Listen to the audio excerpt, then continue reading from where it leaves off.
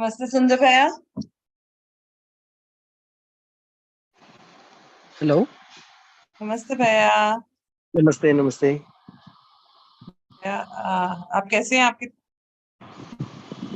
Hello. I hope you are well. Yes yes yes yes. Am I audible? Yes भैया, little I either my voice is not coming properly, little lower, Yeah. but perfect. Yes yes. You are audible. Yeah. You are completely audible भैया. My voice, there's some issue with my voice only. So can we start the session now भैया? Sure sure. So I'm just wondering if any participants have any questions regarding anything. It's, um, it's been 2-3 weeks. I've not met the participants. So any questions before we dive into the topic of day?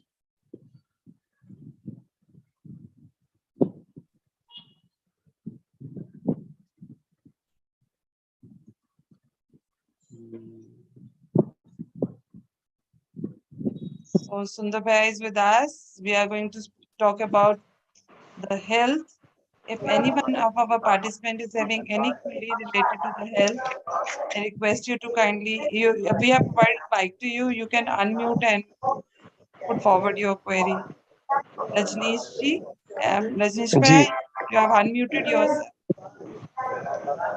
या नमस्ते दीदी, नमस्ते sir, सुंदर भैया नमस्ते। Namaste Rajneesh ji. जी भैया, मैं एक प्रश्न अपने हाइपरटेंशन को लेके पूछना चाहूंगा कि जो मैं एंटी हाइपरटेंसिव मेडिसिन लगभग 25 साल से ले रहा हूँ। ओके। तो जो भी डायग्नोसिस हुआ है एलोपैथिक जो मेथड्स हैं उससे, तो कोई अननोन इटियोलॉजी उन्होंने बताया है। तो क्या आप कुछ मुझे गाइड कर सकते हैं इसको लेके कि कैसे इसको विदाउट मेडिसिन में पुल ऑन कर सकता हूँ आगे? I am 58 years old. हाँ, sure, Rajneesh ji. So whenever they fail to find a cause for hypertension or any other disease, they say the etiology is unknown. So, but we all know that hypertension is majorly a lifestyle disorder, and just by correcting the lifestyle, many people have controlled high blood pressure. And of course, it's not like without anything you can simply stop the medicine. It can be dangerous. Sometimes it can lead to some more bigger complicated diseases if we don't control hypertension. So it's very important for us to make lifestyle changes, food modifications, pranayam, meditation, and a combination of all these things will help in managing hypertension without any medicine. And that is possible. We have helped so many people till now using Ayurveda and lifestyle modifications to stop using medication. See, you all know that hypertension is the condition where the particularly arteries which carry blood from the heart to all over the body, they get affected. So if there is high blood pressure, your heart is pushing the blood with a lot of pressure, and the pressure on the walls of arteries is consistently high. So heart is working hard to pump the blood, and generally after a certain age, like 40 years, 45 years, we say that even 130/90 is also normal. But doctors classify this 130 to 139/80 to 89 is stage 1 hypertension, and beyond that it is stage 2. And if it is higher than 140/90, so they say it is an emergency, hypertensive emergency. So it is very important for us to understand that hypertension is, or even the blood pressure is not same for every individual. The classification which I have told you is a general classification given by Americans. But if you take me personally, I always have low blood pressure. Whenever you measure my blood pressure, it will be 100 by 60. And if I'm down with fever, or if I have some weakness, it will come down to 90 by 50 or something like that. So 100 by 60 is normal for me, and I am absolutely fine when I have 100 by 60. So we need to understand that it is unique and different for every one of us. So the blood pressure with which we are completely comfortable without any kind of disturbance in the body and mind, that is our normal hypertension. Sometimes without any symptoms, just because our blood pressure is high, people start using medication. And the right way to um, assess is when we are healthy. So that is one thing. But the important thing is how to get rid of medication, because long term use of hypertension medication is also not very good. And we have so many ways to reduce and bring it back to normalcy. Here in our hospital, Arogyadatri Ayurveda Chikitsalayam, people come to us with so many diseases, and we do some detoxification therapies for their respective problems, which are mostly common in the initial first two phases. When we say panchakarma, the first and second karmas are common for most of the patients, whether they come with arthritis or obesity or psoriasis or any other autoimmune disorder. We perform Vamana and Virechana. And one thing which we observe after doing this detoxification is that their hypertension comes down. Hypertension comes down significantly, and we immediately, after one single cleansing therapy, we ask them to stop these hypertension medications. And many of them prefer using allopathy, Ayurveda medicines after going back also. And most of them, they continue the yoga and pranayam techniques which we teach, and they stop using hypertensive medicines. Remember, we are not doing any therapy specifically for hypertension in these patients because they came to us with some other problem. But j- just by doing detoxification, their hypertension levels are coming down. This is one significant thing which we have observed in our own clinic. So nowadays, when people come exclusively for hypertension, also we perform this detoxification therapies. But these detoxification therapies, they are like lengthy procedures. Somewhere around 1 month of treatment is required. Something which we have recently observed, which is much stranger and much effective, is like we are conducting these 7 days Ayurveda Yoga Shikshana Saptaha, 7 days workshop free of cost for everyone, 7-day residential workshops. And in that, on the fourth day, we are conducting a yogic detoxification therapy called Senk Prakshalana. Senk Prakshalana is a very effective, very profound detoxification therapy in which first 3 days we give only sattvic diet, very, very light sattvic diet. Morning we give ragi malt, afternoon we give very soft khichdi with vegetables in it, and night we give dalia, gehu ka dalia with some vegetables in it. So this is what we give for 3 days. And on the fourth day, we do this Sanka Prakshalana detoxification therapy. And these 3 days, we teach them the Sanka Prakshalana asanas, 6 asanas. And on the day of Sanka Prakshalana, early in the morning, they start drinking salt water and start doing these Sanka Prakshalana asanas for continuously for 2-3 hours. They drink salt water, do Sanka Prakshalana asanas, and they go for bathroom, come back, drink water, do asanas, go to the bathrooms. Continuously this happens, and this continues till the color of whatever salt water they are drinking, it as it is comes out of the anus through the motion without any tinge of yellow color or any small particles. Just pure water comes. Till then we make them do Shankha Prakshalana. And I'm happy to tell you that we have performed these Shankha Prakshalana techniques, detoxification procedures to people who are aged above 75 also. And surprisingly, after doing this Shankha Prakshalana also, people have shown decreased levels of hypertension. So the only thing is, after completing this Shankha Prakshalana, around 15 days of strict soft diet, very strict diet has to be followed.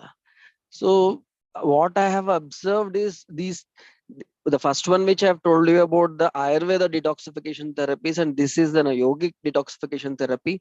Both these are accidental findings where we have seen that the patients with hypertension, after routine examination, their hypertension is coming down and they are stopping allopathic medicines, and we are supporting them with Ayurveda medicines just to make sure that sudden stoppage of medicine will not cause any complication. But even after continuing Ayurveda medicines also, so after some days we feel that even that medicine is too much for them, and we are stopping Ayurveda medicine also. Only to those people who are strictly following the diet after completing of the cleansing, and of course after that we are also um, asking them to practice meditation, pranayam, and strict diet and lifestyle modifications. But with some people who specifically come for a hypertension to us, apart from the detoxification therapies, we perform simple therapies like Shirodhara, Takradhara, which will soothe the mind, calm and relax the mind. And many people with stress, a lot of disturbance, a lot of worries and anxiety and irritation or fear or anger or some mental disturbance, they find it very useful to have Shirodhara. And we have seen them responding well to the antihypertensive drugs which we give. So the medicines which we give contain herbs which soothe and calm down the nervous system, and reduce the blood pressure, take away the load from the heart, and increase the blood circulation. So these medicines are very safe. One ingredient of these medicines, which is a controversial drug, is called Sarpagandha.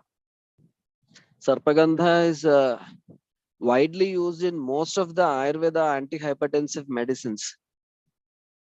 And individually also, people, they purchase Sarpagandha tablets and they use it for hypertension. Many people who know about Sarpagandha.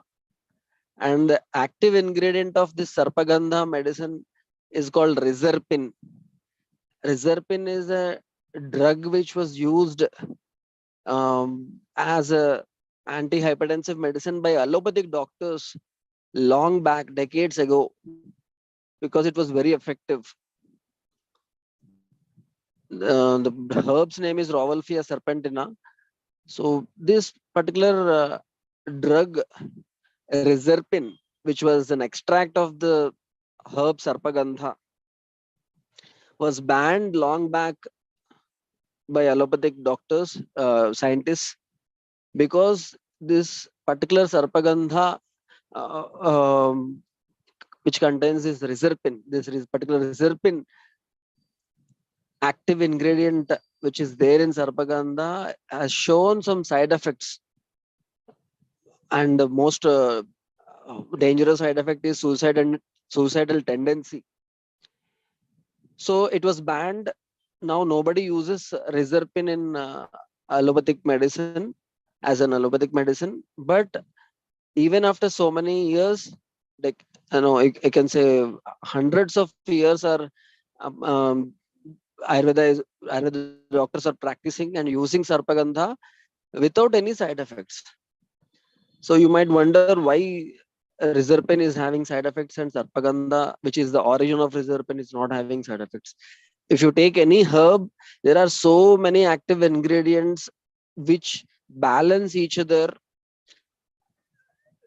The side effects of one active ingredient is being balanced by another active ingredient, so that we don't have to worry about the overall effect of the herb on human body.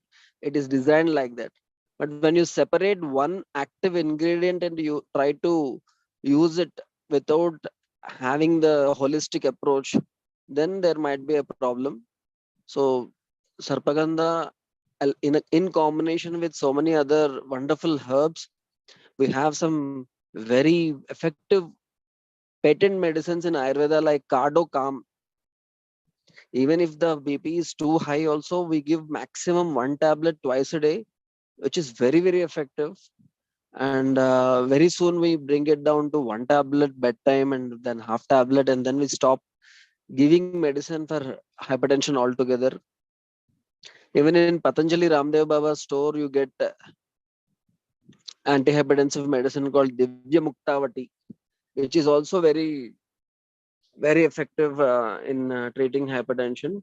But these are only my experiences based on what I have treated, and I'm sure a doctor nearby will be able to properly diagnose and address all other issues which might precipitate this hypertension, so that holistically the problem gets solved.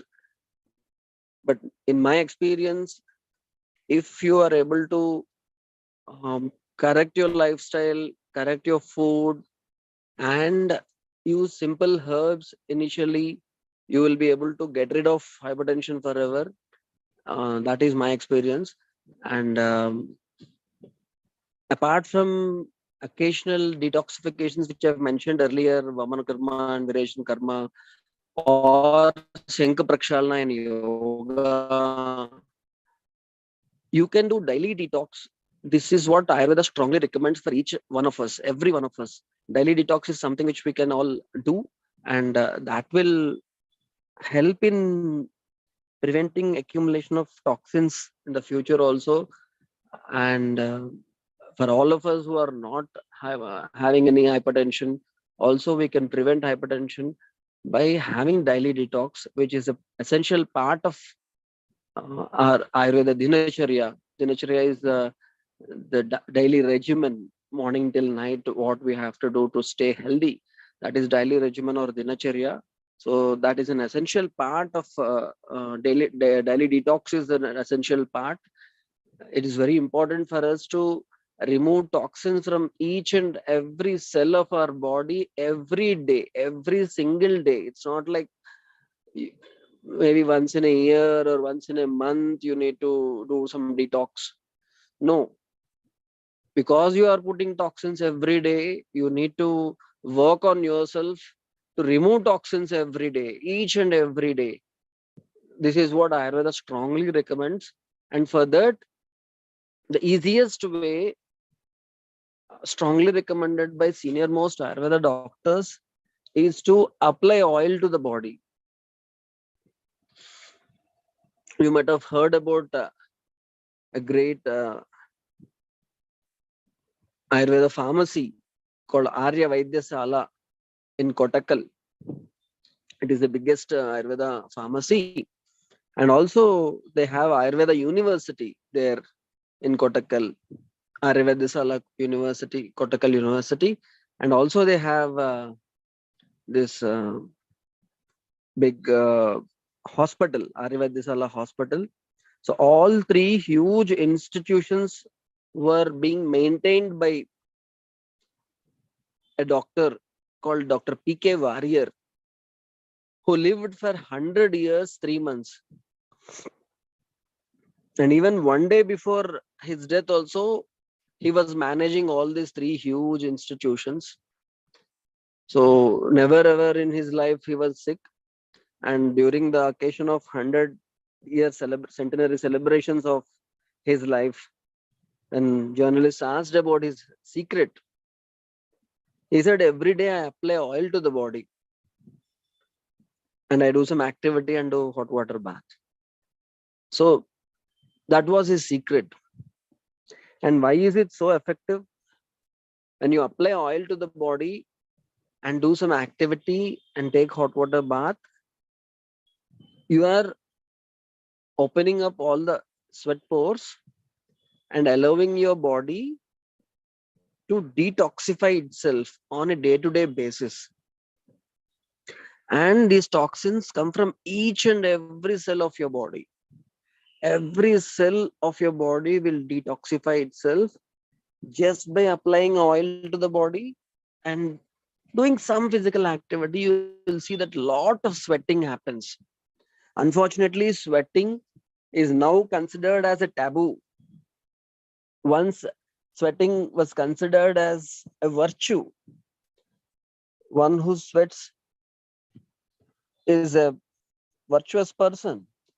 Now it is like, if you're sweating and if your sweat is smelly, it means, you will not be allowed in a group or something like that. But why people are afraid of sweating? Because nowadays when you sweat, the sweat is so strong, the odor is so strong, sometimes the odor is bad. And we are forgetting that the odor is bad because body is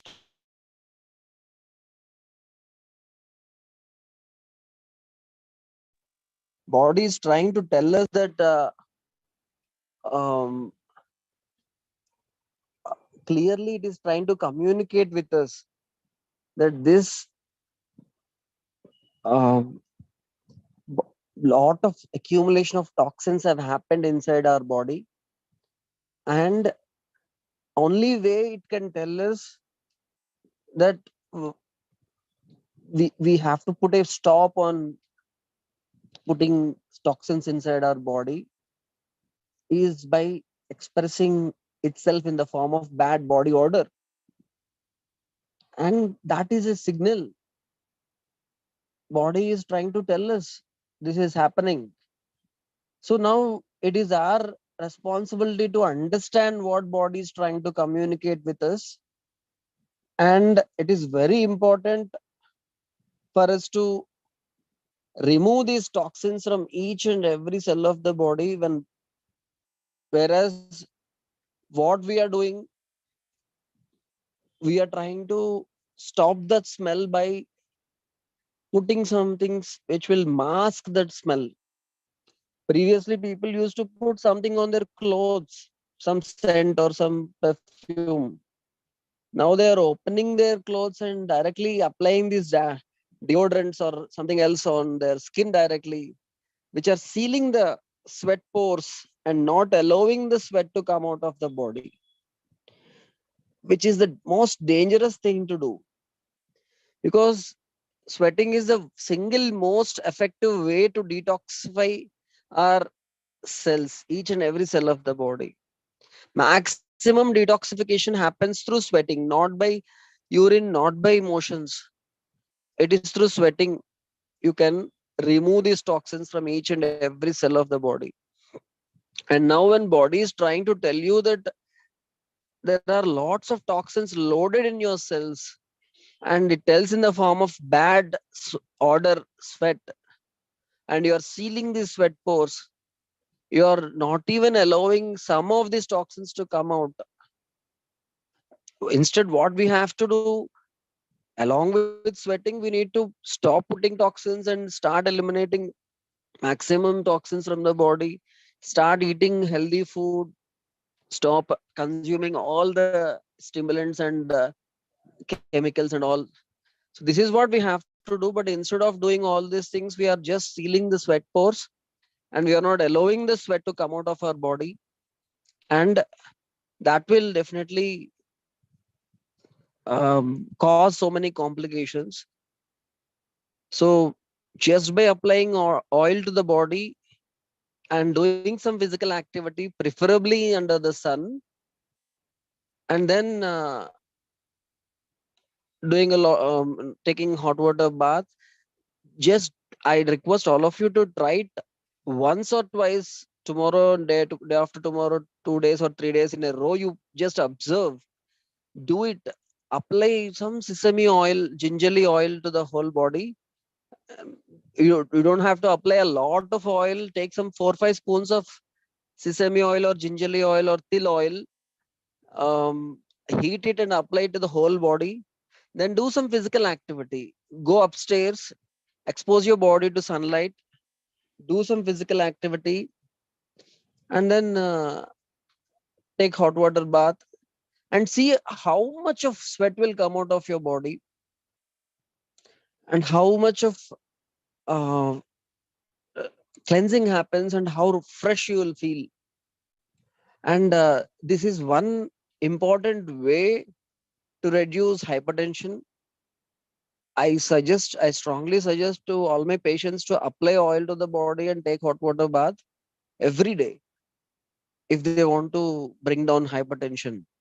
That is the easiest way which I can recommend.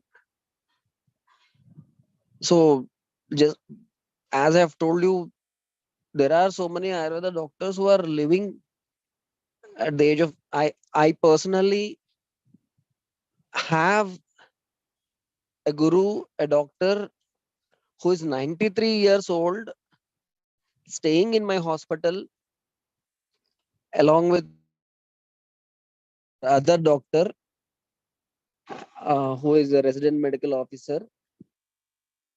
So he is staying in our hospital. He is aged 93 years. Every day morning he gets up, takes his breakfast, goes to the place where we prepare medicines, and he prepares some medicine, and then he comes back for lunch, takes lunch, takes some rest, and then again goes back and prepares medicines, then speaks with all the patients. He is not having any hearing aid at the age of 93 years. We just got him spectacles for reading. Other than that, he can clearly look at things which are far away. All his teeth are working. So, like, at the age of 93 years, how come he is so healthy?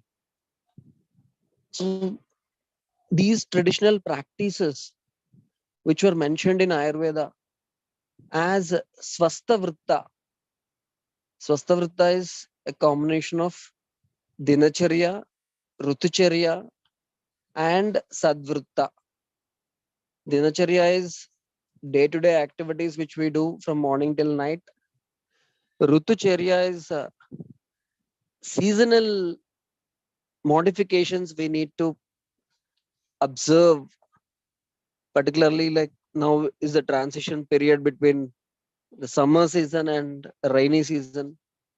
So how we have to protect ourselves, and once the rainy season sets in, what we have to do,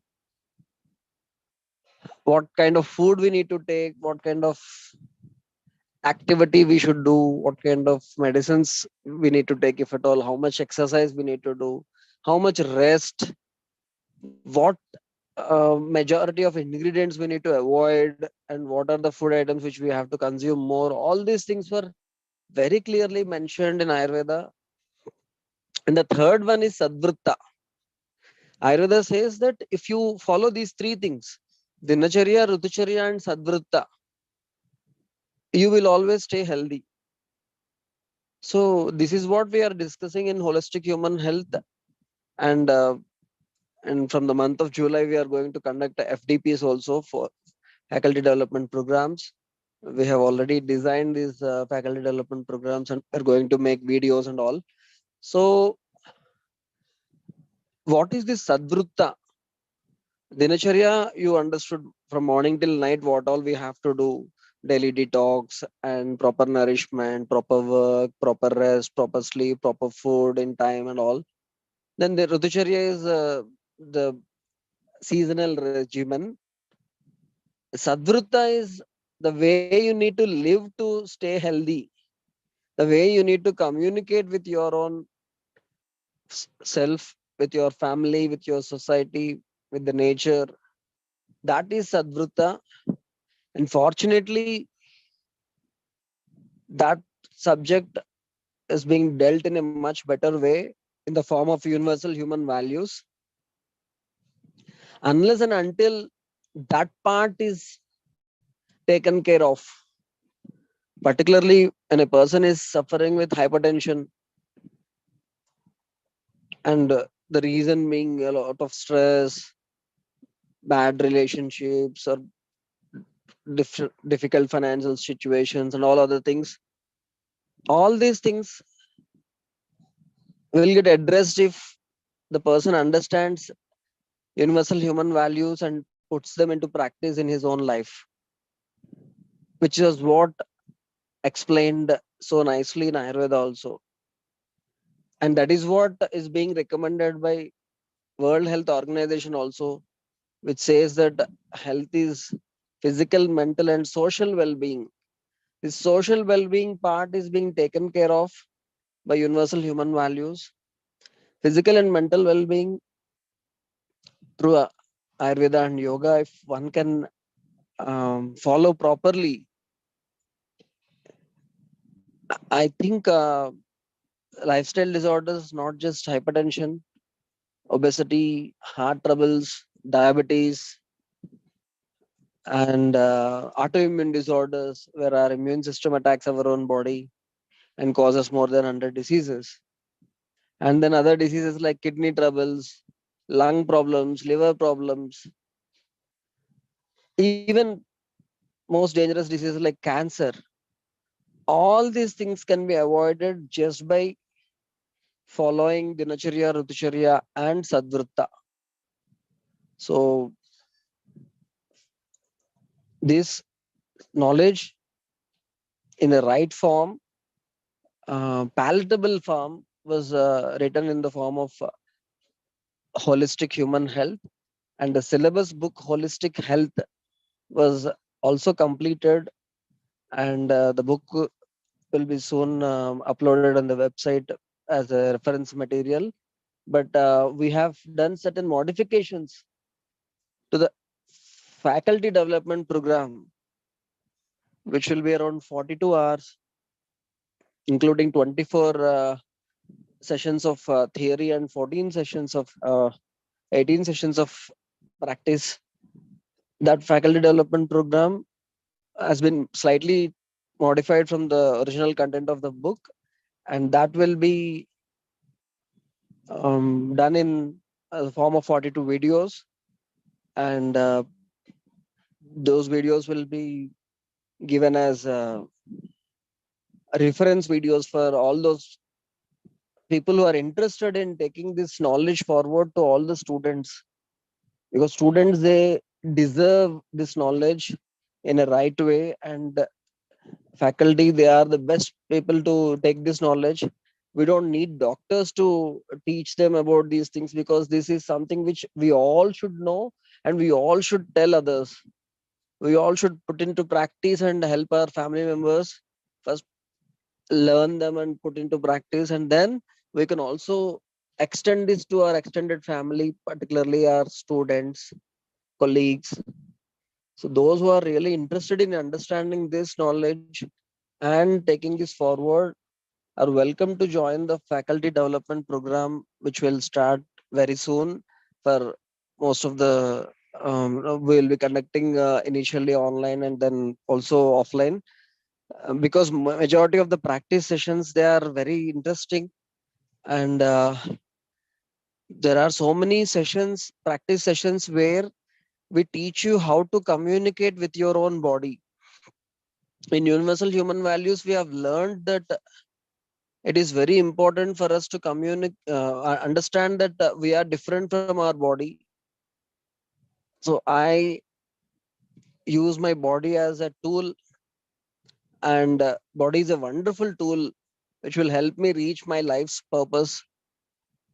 And in this holistic human health session, we teach you how to communicate with your own body. How do you know whether you are healthy or not? So, like, body tries to tell you in so many ways whether you are healthy or not. Generally, we ignore so many signals from our body until you get a big signal like fever or severe headache or severe pain.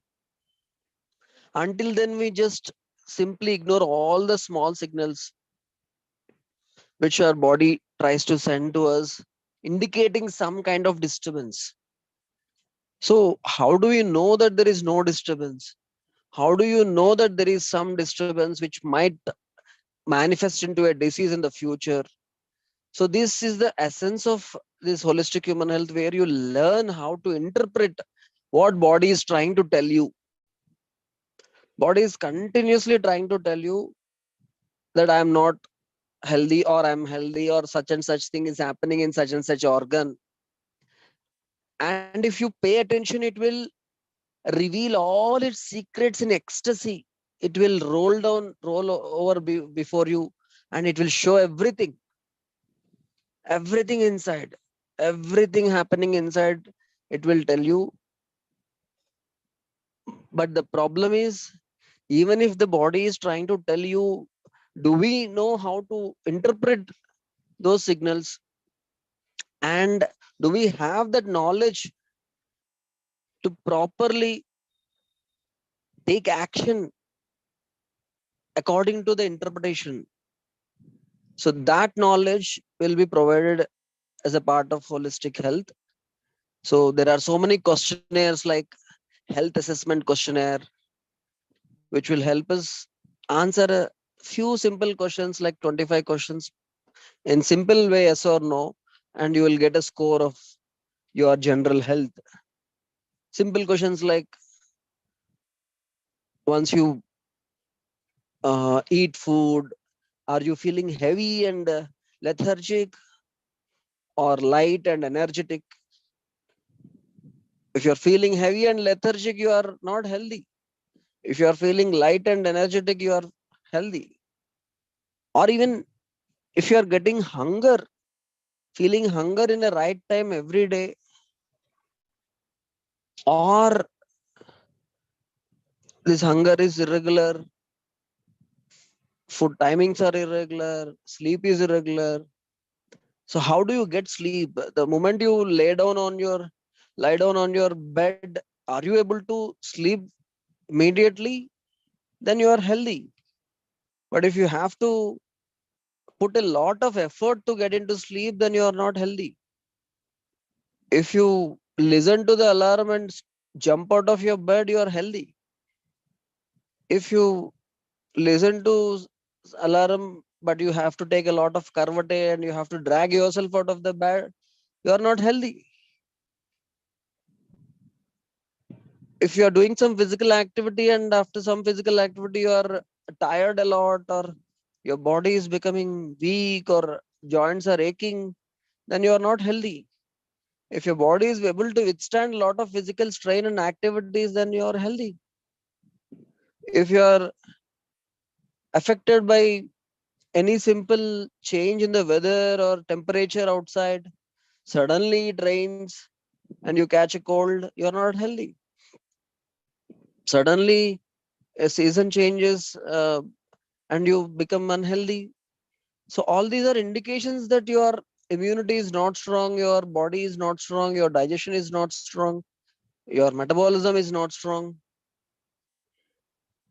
But unfortunately, we don't pay attention to all these minor changes. We have to observe. Body tries to tell continuously. Only when you get a big disease, then you observe your body and then you take the help of a doctor to solve the disturbance. not to get back to the ideal state of health. You get back to a normal state where you're not so healthy, but not so unhealthy that you have to take a leave for the office.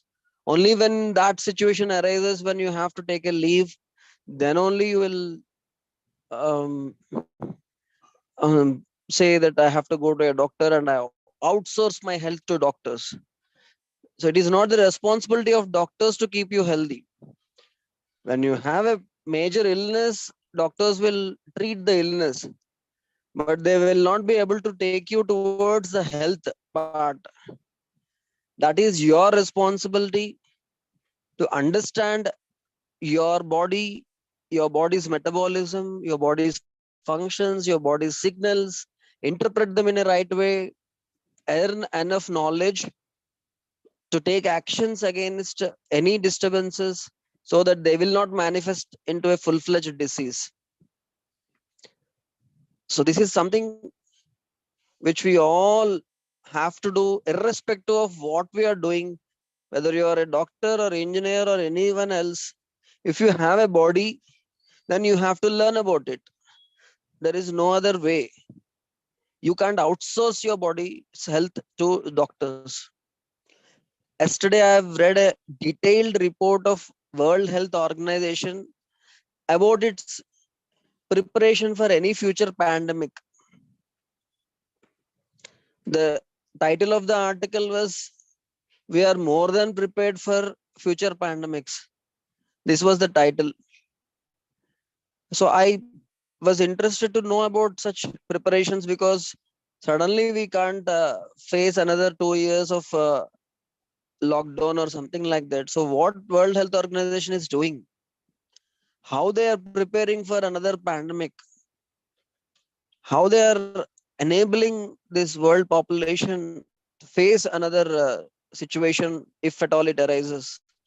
So it was a very long report, long article, around 15 pages, in which World Health Organization states so many things it is implementing, like it is forcing many governments to provide complete coverage of health. Any disease you get, it has to be covered by government, universal health coverage or something like that. They are saying that they are forcing all the governments to do that so that any citizen gets affected with any disease will be treated free of cost without any burden on the patient.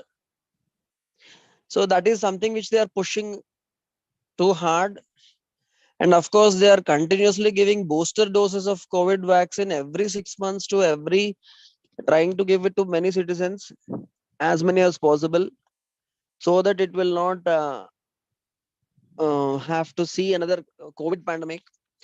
And even if they are, they have to face another new virus or bacteria, they are trying to strengthen pharmacies to make more vaccines in a lesser and very smaller time. So all these things I've read and read and read, and I was just hoping for at least a paragraph where WHO speaks about eating the right food, right, eating it in time, sleeping in time, getting a bit in time, and doing physical activity. Of course, physical activity, World Health Organization says lack of physical activity is the fourth largest killer in entire world.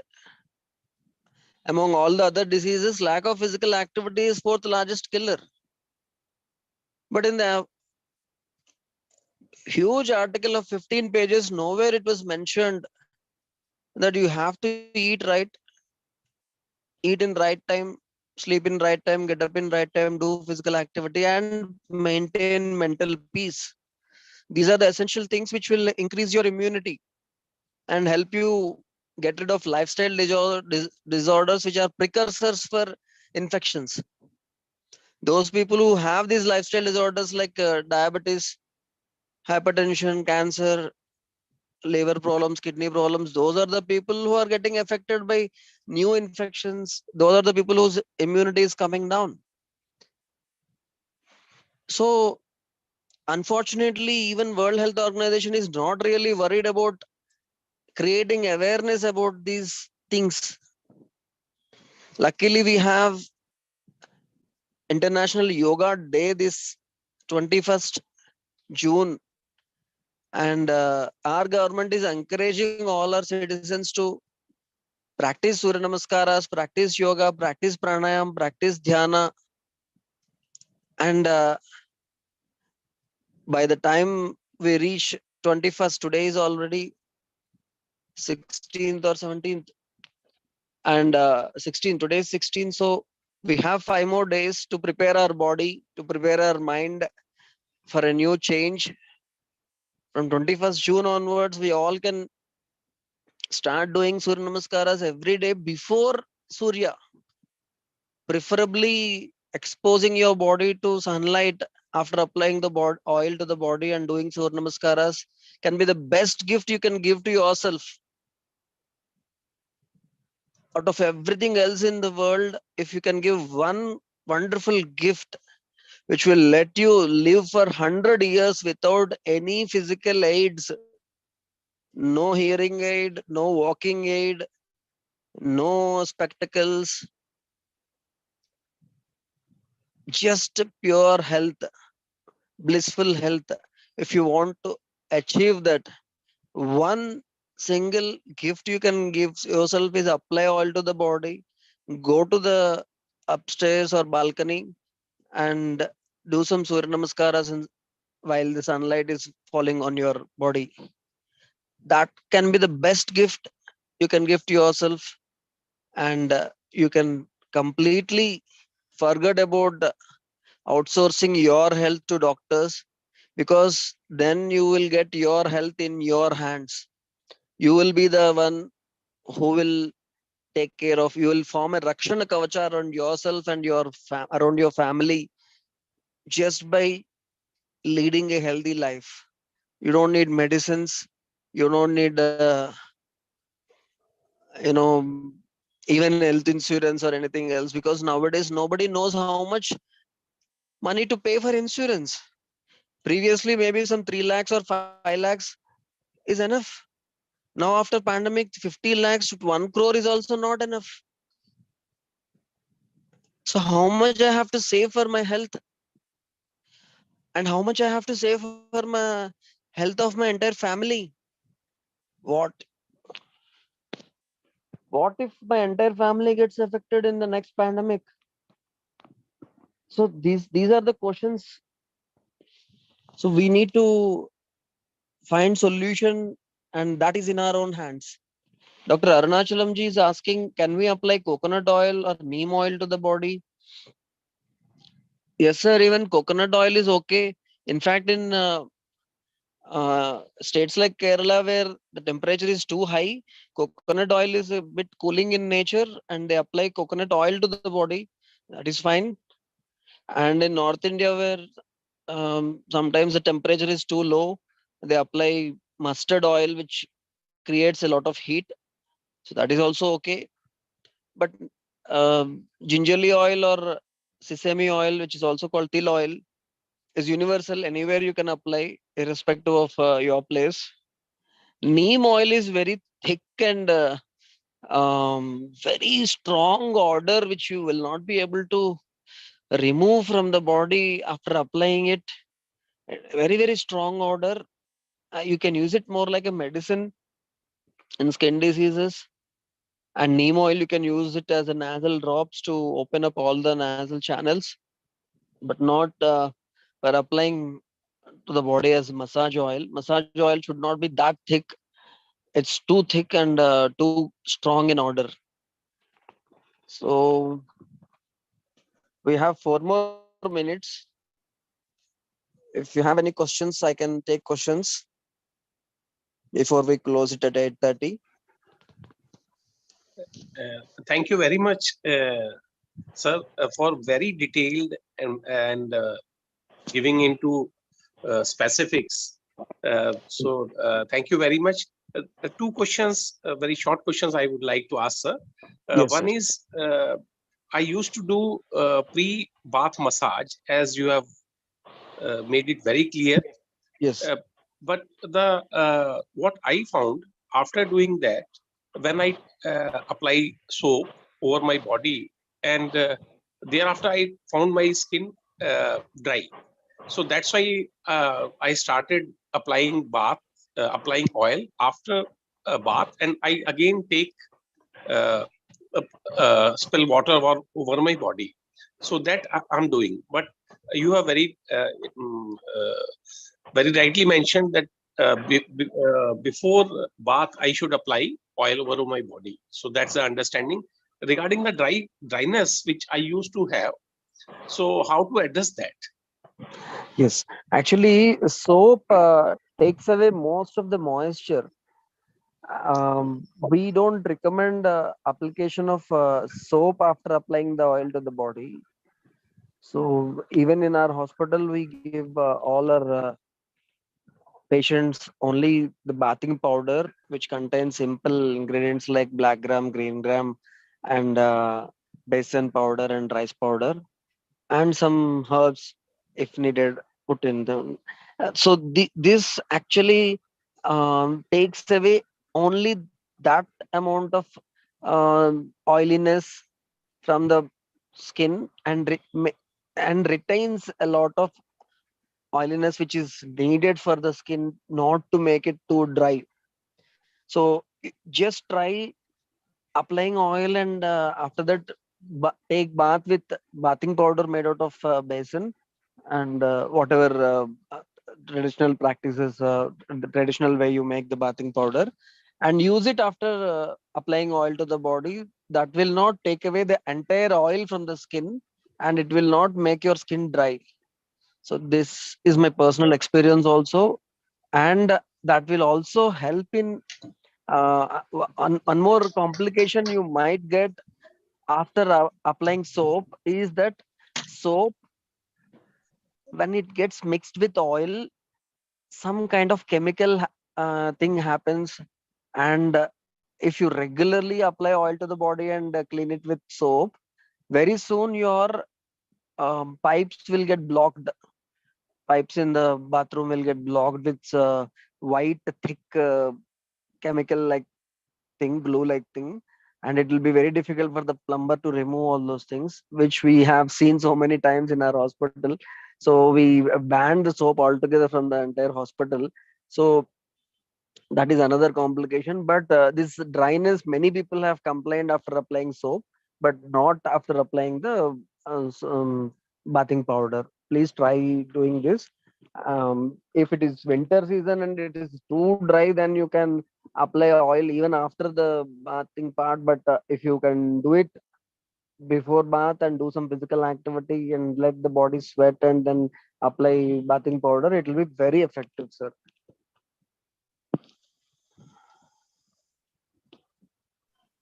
Thank Rajneesh you ji? very much, sir. Thank you very much.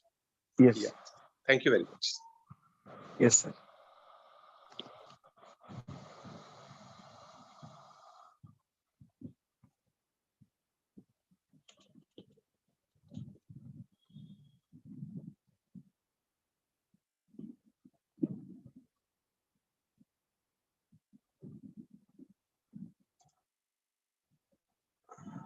Thank you, Sundarbhaya. Since it is 8:30 now and none of the hand is risen currently, so can we call it a day? Yes, sure, Manoji. And Baya, honestly, the way you elaborate all the things, it was really an eye-opening for me also. Many of the things got cleared to me also. So thank you so much for such an informative session. And it's a blessing for us that we could able to hear to you. And even asking the questions, without asking the questions, our queries are getting cleared. So thank you, Baya, for being with us. So Thank I you so thank much, all Manish. I thank all the attendees over here for patiently listening and asking the question. With this note, we can call it a day now. Thank you. Namaste all. Namaste. Namaste.